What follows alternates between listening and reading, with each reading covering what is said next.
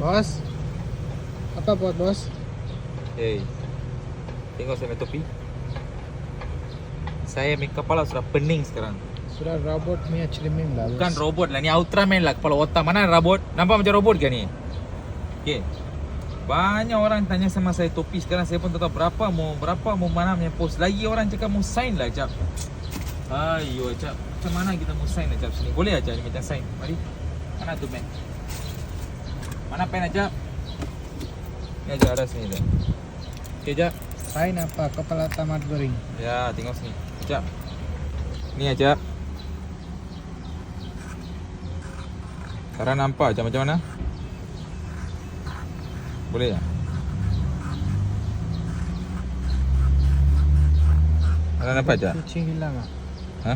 Cuci hilang. Dah hilang ni lah jap. Oh. Ada cantik aja ni macam. Oh yo. Oh.